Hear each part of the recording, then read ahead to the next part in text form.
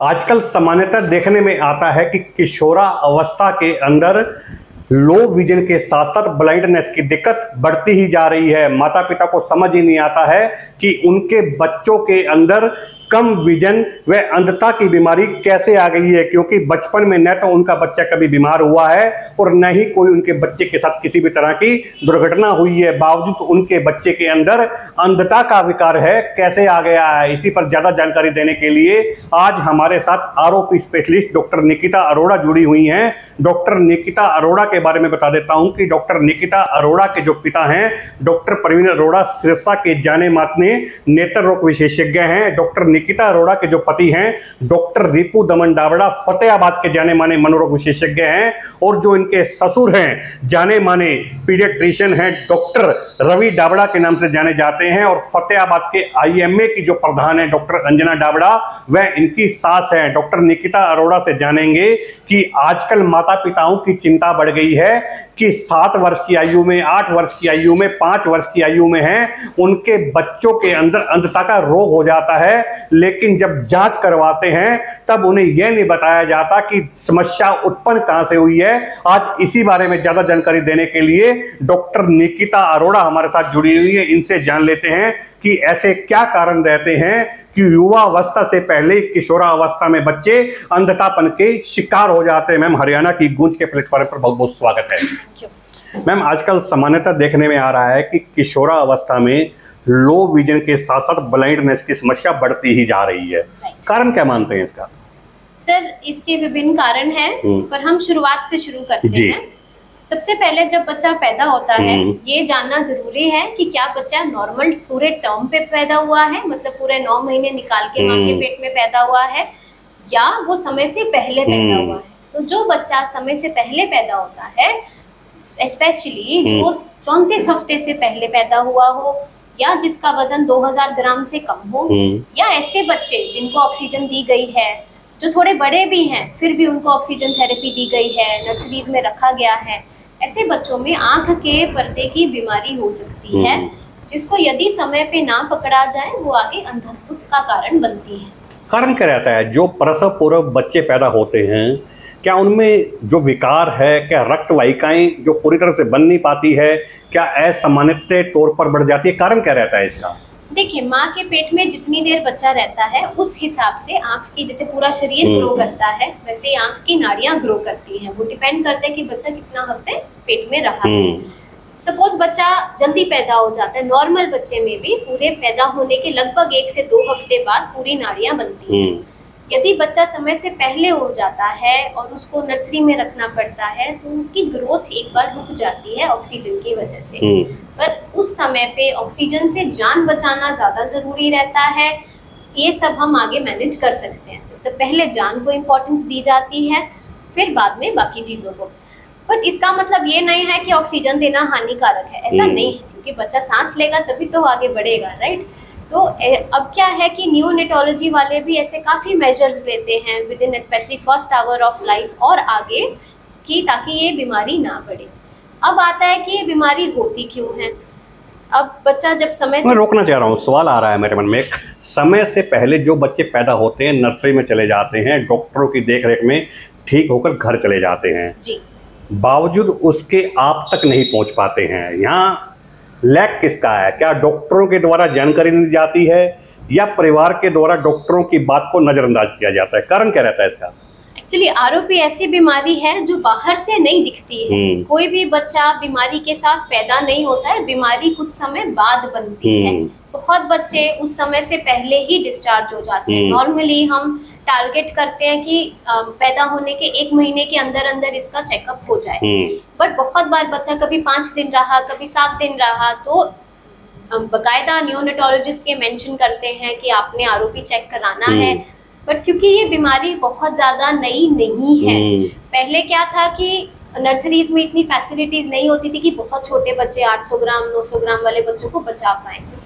ये जो तकनीकें हैं ये अब आई हैं, तो ये बीमारी उससे जुड़ी हुई है। बीमारी नहीं है, लेकिन जानकारी नहीं है। ये जानकारी नहीं है। अगर सपोज कोई कहता है कि इनको दिखाना है, तो बड़े बुजुर्गों को क्योंकि इस बारे में जानकारी नहीं है, तो बहुत बार वो कहते थे अरे बच्चा तो बिल्कुल ठीक है। तो इसलिए ये जानकारी देना जरूरी है, बार बार बताना जरूरी है कि बच्चे को चेकअप कराना आवश्यक। मान लिया जाए कि जानकारी के अभाव में हम बच्चे की जिंदगी से खिलवाड़ कर रहे हैं।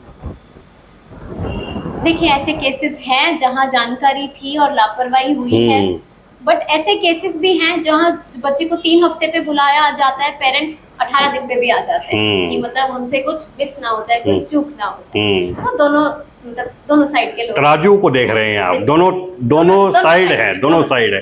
मैम जो आरोपी होती है, क्या इसका इलाज संभव है? बिल्कुल। आरोपी 5 स्टेज में होती है, पहला, दूसरा, तीसरा, चौथा, पांचवा। तीसरी स्टेज तक इलाज हम करते हैं ताकि वो चौथी और पांचवी स्टेज पर ना पहुंचे, क्योंकि चौथी और पांचवी स्टेज में पर्दा उखड़ जाता है, तो हम चाहते हैं कि हम उसको वहां पहुंचने ही ना दें। तो वो स्टेज को पकड़ा कैसे जाता है, हम बच्चे को बार बार स्क्रीनिंग के लिए बुलाते हैं। कभी हम 1 हफ्ते बाद बुलाते हैं, कभी हम 2 हफ्ते बाद बुलाते हैं, ये देख के कि पर्दे में क्या दिख रहा है। फिर उस हिसाब से जब हमें लगता है कि अरे अब तो ट्रीटमेंट वाली स्टेज आ गई है, तो फिर हम उसको या तो लेजर करते हैं या हम आंख में इंजेक्शंस देते हैं। वो निर्भर करता है कि पर्दे का क्या स्टेटस है और उस हिसाब से ट्रीटमेंट किया जाता है ताकि वो स्टेज 4 स्टेज 5 में ना जाए। स्टेज 4 में फिर भी विजुअल प्रोग्नोसिस बेटर है, बट स्टेज 5 में पूरा पर्दा उखड़ जाता है। पूरे भारत में बहुत कम सेंटर्स ऐसे हैं जहां इसकी सर्जरी होती है, ठीक है, जिसमें पीजीआई चंडीगढ़ और एम्स 2 सेंटर्स हैं, साउथ में भी सेंटर्स हैं। बट हम नहीं चाहते कि बच्चा वहां तक पहुंचे, क्योंकि उसके बाद सर्जरी के बाद भी जो बच्चे को दिखता है वो बहुत कम दिखता है, 1 मीटर 2 मीटर ऐसा।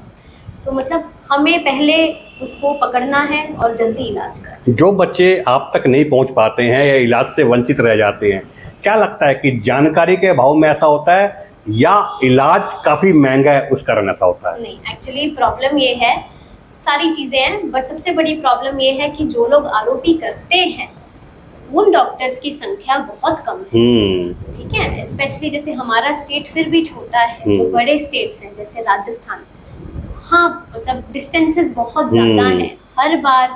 हर 10 दिन बाद लेके जाना बच्चे को, 15 दिन बाद लेके जाना, ऐसा नहीं है कि लोग नहीं लेके जाते हैं। हमारे पास बहुत पेशेंट्स आते हैं राजस्थान से, बट कभी कभी किसी के लिए संभव नहीं होता है। दूसरा, जानकारी भी नहीं होती, गैप है, लैग है, ये इसमें कोई दोहराई नहीं। लगता है कि जिस अस्पताल में डिलीवरी होती है बच्चे की, वहाँ के डॉक्टरों के द्वारा पेरेंट्स को प्रॉपर जानकारी दी जाती है आरोपी के बारे में?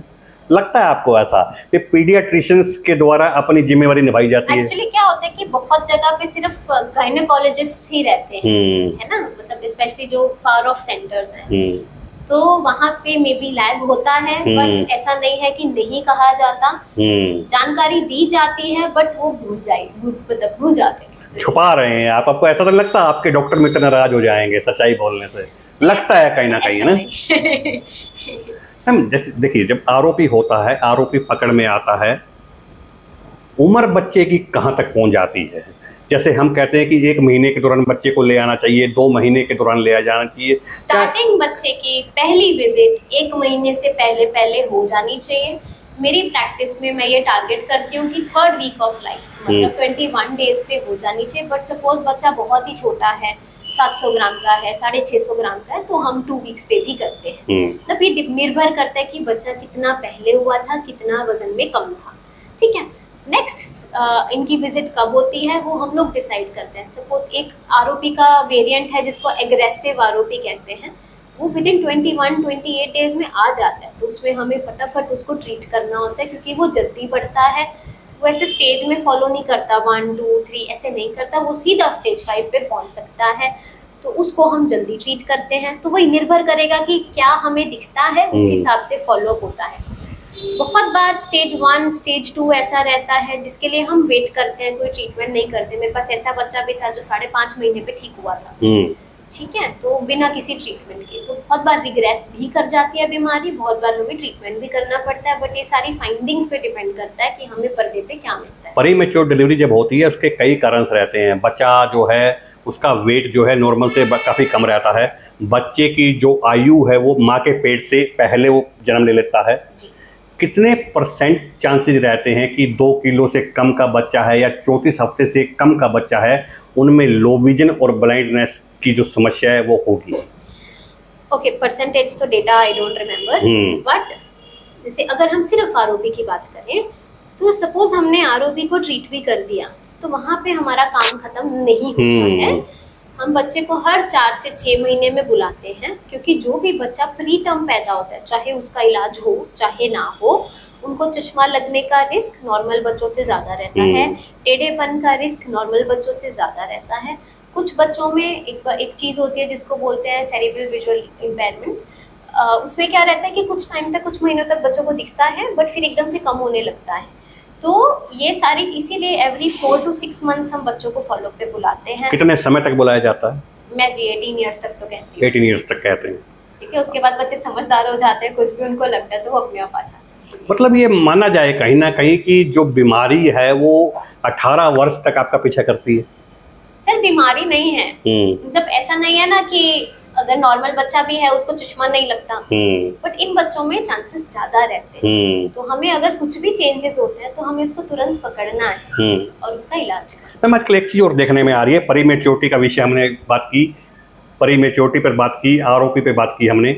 आजकल देखने में आ रहा है कि युवाओं की बात कर लीजिए, वृद्धावस्था की बात कर लीजिए, उनमें भी अंधत्वपन का और लो विजिबिलिटी का है समस्या बढ़ती जा रही है। समझ नहीं आता है कि जीवन के 40 साल या 45 साल उन्होंने बड़ी अच्छी रोशनी से निकाले, लेकिन 46वें वर्ष एकदम से ऐसा क्या हो जाता है कि उनका विजन धीरे धीरे लो होने लग जाता है। कारण क्या मानते हैं इसका? इसमें 2-3 मेजर जो कारण है वो ये है कि एक तो शुगर।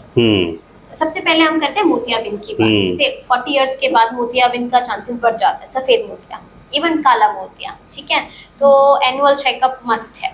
तीसरा जो है, जो आजकल हमारे कंट्री में, बिकॉज इंडिया डायबिटीज की कैपिटल है, तो वो तीसरा जो कारण है वो है डायबिटिक रेटिनोपैथी, जिसके बारे में बहुत ज़्यादा जानकारी नहीं है।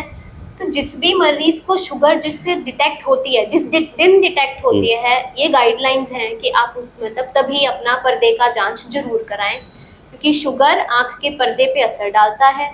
तो 4 ग्रेड्स में असर डालता है, माइल्ड, मॉडरेट, सीवियर, प्रोलिफरेटिव। और इनिशियल स्टेजेस में विजन कम नहीं होती, विजन तब कम होती है जब काम बढ़ गया होता है। तो अगर हम उसको समय से पकड़ लें और उसको आगे शुगर कंट्रोल करके रखें, तो ऐसे भी पेशेंट्स हैं जिनका 30-30 साल से शुगर है, उनको कोई पर्दे में चेंजेस नहीं है, और ऐसे भी हैं जिनकी अभी डायग्नोज हुई है और पर्दे में खूब सारे खून के धब्बे, पीले धब्बे हैं। तो अगर हम टाइमली स्क्रीनिंग, अगेन यहाँ पे भी स्क्रीनिंग का रोल है डायबिटीज़ में, चाहे वो यंग में है चाहे वो ओल्ड एज में है, तो स्क्रीनिंग एक इम्पॉर्टेंट चीज़ है, टाइमली करना ज़रूरी है। कंट्रोल्ड शुगर पेशेंट को भी समस्या हो सकती है? यदि बहुत ज़्यादा लंबे समय से है तो आ सकती है। लंबे समय की कोई पैमाना है मैम? क्या समय सीमा कोई निर्धारित की गई है? देखिए, जो नॉर्मली शुगर के चेंजेस हैं वो 10 इयर्स के बाद, 10 इयर्स ऑफ डायबिटीज़ के बाद शुरू होते हैं।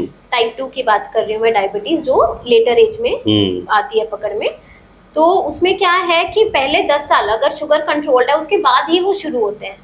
पर बहुत बार टाइप 2 डायबिटीज़ ना डायग्नोज ही नहीं होती है सालों साल, मतलब पेशेंट को सिम्टम्स रहते हैं पर डायग्नोज नहीं होती है। तो इसलिए गाइडलाइंस ये कहते हैं कि जब पता चले आप अपनी रेटिना स्क्रीनिंग कराएं। टाइप 1 डायबिटीज़ जो बच्चों में होती है, जिनको इंसुलिन देना पड़ता है, उन बच्चों में लगभग 12 से 13 साल पे जब प्यूबर्टी हिट करते हैं, जब बच्चे मैच्योर होते हैं, वो टाइम पे चेंजेस आते हैं रेटिना में, तो उनका वो टाइम पे रेटिना चेकअप जरूरी है। रेटिना की बात हम कर रहे थे मैम, रेटिना के बाद हम लेजर पर आ जाते हैं। आजकल देखने में आता है कि युवावस्था शुरुआत होते ही है, लोगों का रुझान लेजर की तरफ बढ़ रहा है। क्या लगता है कि शौक है या जरूरत है? चश्मे उतारने वाले की बात कर रहे हैं? ओके, तो देखिए, बच्चे डेफिनेट दोनों चीजें हैं। किसी किसी को ड्राइविंग काफी करनी होती है, किसी किसी को मैरिटल पर्पसेस के लिए जाना करना होता है, किसी किसी को बाहर इमिग्रेशन के लिए लगता है कि मेरे को बाहर जॉब प्रोबेबिलिटी मेरी बेटर पड़ जाएगी, तो वो उनकी ज़रूरत है।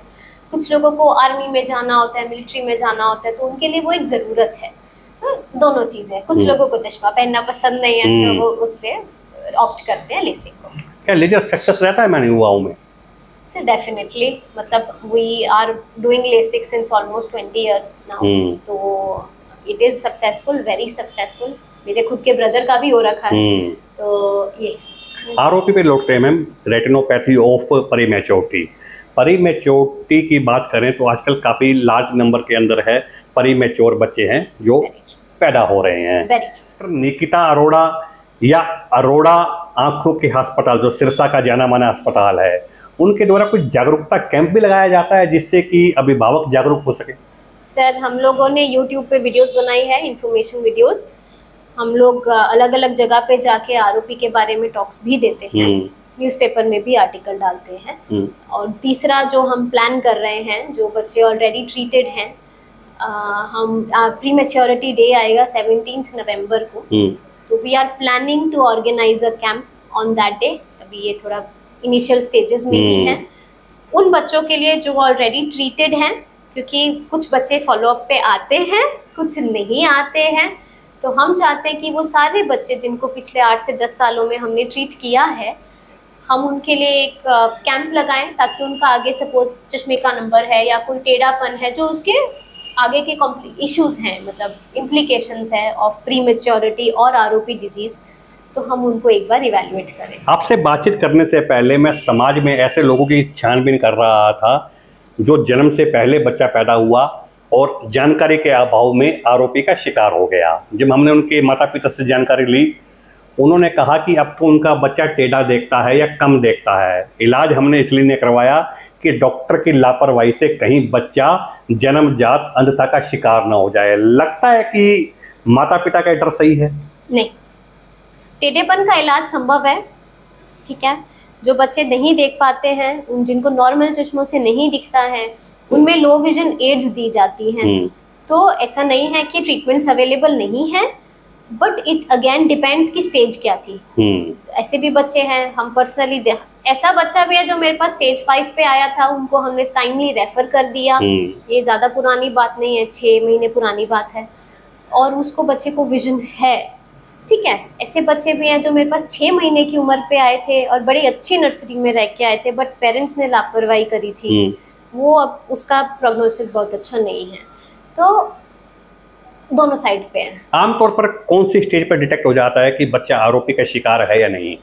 सर, बाहर से पेरेंट्स को नहीं पता चलता, आम जनता को नहीं पता चलता। इसके लिए प्रॉपर एक ट्रेनिंग ली जाती है आरोपी के लिए, वही लोग देख सकते हैं, हर कोई नहीं देख सकता। कैसे कोई साइंस नहीं होते हैं जिसको देखकर बच्चे के साइन देखकर या बच्चे की हरकत देखकर पता लगाया जा सके? जब तक वो साइंस आते हैं, बच्चा ऑलरेडी 5-6 महीने का हो जाता है, आंख के आगे उनको लगेगा कि वाइट वाइट कुछ दिख रहा है, तो वो सारे वो ऑलरेडी कॉम्प्लिकेशन स्टेजेस पे पहुंच गए हैं। तो मतलब जब तक साइंस आते हैं बाहर, तब तक देर हो चुकी होती है। तो ये इसीलिए timely screening is very important. Screen करवाएंगे तो आगे बच्चे को बचा पाएंगे, नहीं तो दिक्कत। आपको हरियाणा की गूंज के माध्यम से हजारों लाखों लोग देख रहे हैं, क्या कुछ संदेश देना चाह रहे हैं? मैं आपको इंडियन गाइडलाइंस बताना चाहूंगी कि किस बच्चे को आरोपी की स्क्रीनिंग की जरूरत है। तो जो भी बच्चा समय से पहले पैदा हुआ है, मतलब 34 हफ्ते से पहले पैदा हुआ है, जिसका वजन 2000 ग्राम से कम है, या जिस बच्चे को नर्सरी में रखने की ज़रूरत पड़ी है, ऑक्सीजन देने की ज़रूरत पड़ी है, या नर्सरी में कोर्स थोड़ा काफ़ी कॉम्प्लिकेटेड रहा है, ऐसे बच्चों को आरोपी स्क्रीनिंग अनिवार्य है, बहुत ज़रूरी है। ऐसे आप बच्चे को अंधा होने से बचा सकते हैं। आजकल देखने में आ रहा है कि प्रसव पूर्व पैदा होने वाले बच्चों की संख्या में लगातार इजाफा होता जा रहा है। प्रसव पूर्व जब बच्चा पैदा होता है तो उसको नर्सरी में रखने की जरूरत तो पड़ती है। नर्सरी में रखने के बाद जब वह ठीक होकर घर चला जाता है तो उसको कई ऐसे चेकअप की जरूरत होती है जिससे कि भविष्य में उसे सुनने की समस्या से, देखने की समस्या से और बोलने की समस्या से है बचाया जा सके। मैं आपको बता देता हूं कि डॉक्टरों के द्वारा आमतौर पर जानकारी दी जाती है कि आप इस समय के अंदर अपने आंखों के डॉक्टर से अपने बच्चों की जांच करवाए, इस समय के अंदर अपने कानों के डॉक्टर से है अपने बच्चे की जांच करवाए। लेकिन डर के कारण या अज्ञानता के कारण माता पिता बच्चे को अस्पताल से सीधा अपने घर ले जाते हैं और अपने घर ले जाकर डॉक्टर के द्वारा हर वह बात भूल जाते हैं जिससे कि उसके बच्चे की जीवन को बचाया जा सकता है। आज आरोपी स्पेशलिस्ट डॉक्टर निकिता अरोड़ा ने जानकारी देते हुए बताया कि प्रसव पूर्व जो बच्चा पैदा होता है, चाहे वह 2 किलो से कम का बच्चा हो या 34 हफ्ते से कम का बच्चा हो जिसे ऑक्सीजन दी गई है और जिसे नर्सरी में रखा गया है, उसके अंदर रेटिना से संबंधित समस्या बढ़ने का खतरा बना रहता है। डॉक्टरों के द्वारा आमतौर पर बच्चों के अभिभावकों को है जानकारी दी जाती है कि आप इस समय के अंदर अपने आंखों के डॉक्टर से अपने बच्चों की जांच करवाएं, लेकिन जानकारी के अभाव में है बच्चे के अभिभावक डॉक्टर तक पहुंच ही नहीं पाते हैं, जिससे कि जब समय आता है तो बच्चे के अंदर जानकारी पता लगती है कि बच्चा जो है अंततः का शिकार हो गया है। इसी बारे में आज ज्यादा जानकारी देते हुए डॉक्टर निकिता अरोड़ा ने बताया कि आरोपी का जो इलाज है वो 5 स्टेजों के अंदर किया जाता है। पहली 3 स्टेज के अंदर है पता लगा लिया जाता है कि बच्चे के अंदर रेटिना से संबंधित कोई समस्या है या नहीं है। यदि समस्या नहीं है तो उसके बाद बच्चे को है फॉलो अप के लिए हर 6 माह बाद बुलाया जाता है, जिसे कि 18 वर्ष की आयु तक है। कुछ बताना चाह रहे हैं डॉक्टर निकिता अरोड़ा, कुछ करेक्ट करना चाह रहे हैं? जी मैम। फॉलोअप बीमारी खत्म होने के बाद, बीमारी यदि स्टेजेस हैं इनिशियली तो फिर हम उनको 1 वीक और 2 वीक्स ऐसे टाइम बुलाते हैं। 18 वर्ष की आयु तक बुलाया जाता है। 18 वर्ष की आयु तक है डॉक्टर फॉलोअप के लिए बुलाते हैं और उसके बाद है हरी झंडी दे दी जाती है कि आपका बच्चा बिल्कुल स्वस्थ है, आपके बच्चे की जो देखने की शक्ति है वो बिल्कुल स्वस्थ है। वहीं डॉक्टर निकिता अरोड़ा ने चिंता जाहिर करते हुए कहा है कि माता पिता की अनभिज्ञता के कारण है बच्चों को जो समस्या का सामना करना पड़ता है वह किसी से अछूती नहीं है। आप आमतौर पर देखते हैं कि युवा अवस्था से पहले जब किशोरावस्था आती है तो माता पिता उस समय हैरान हो जाते हैं जब उनका बच्चा देख नहीं पाता है या उनके बच्चे की जो विजिबिलिटी है वह बिल्कुल लो होती है। जब वह डॉक्टर के पास पहुंचते हैं तब तक काफी देर हो चुकी होती है, क्योंकि डॉक्टरों के द्वारा तो उस समय बता दिया गया था जब बच्चा नर्सरी से छुट्टी लेकर घर की ओर जा रहा था तो डॉक्टरों के द्वारा साफ तौर पर बता दिया गया था कि आपके बच्चे को इस समय के दौरान है आंखों के डॉक्टर या आरोपी स्पेशलिस्ट डॉक्टर के पास दिखाना है, लेकिन आपकी जिद व आपकी अनभिज्ञता के कारण है आज आपका बच्चा बीमारी से लड़ रहा है और बीमारी का शिकार हो गया है। भाई डॉक्टर निकिता अरोड़ा ने बताया है कि आरोपी का इलाज संभव है, रेटिना से संबंधित जो भी बीमारी होती है उसका इलाज संभव है। आरोपी स्पेशलिस्ट जितने भी डॉक्टर होते हैं उनकी संख्या काफी कम है। हरियाणा की बात करूं तो हरियाणा के अंदर चुनिंदा डॉक्टरी ऐसे हैं जो आरोपी स्पेशलिस्ट है, उनमें से डॉक्टर निकिता अरोड़ा एक है जिन्होंने अपने हुनर के माध्यम से आज तक हजारों ऐसे प्रीमैच्योर बच्चों को ठीक किया है जिन्हें रेटिना से संबंधित समस्या हो सकती थी। डॉक्टर निकिता अरोड़ा के बारे में बता देता हूं कि डॉक्टर प्रवीण अरोड़ा जो कि सिरसा के अंदर प्रवीण आई सेंटर के संचालक है, उनकी पुत्री हैं।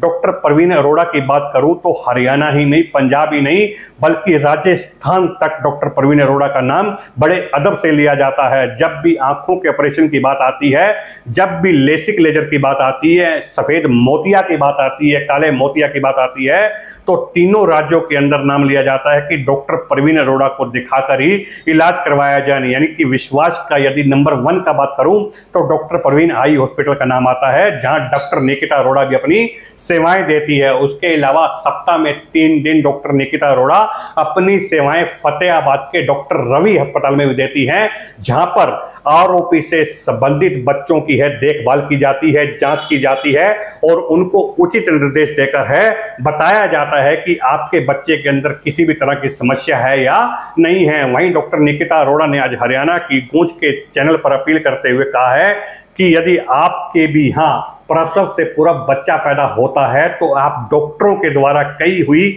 हर उस बात का पालन कीजिएगा जो आपके बच्चे का जीवन बचाने में कारगर साबित हो। कैमरामैन जयपाल के साथ तरुण गोयल, फतेहाबाद, हरियाणा की गूंज।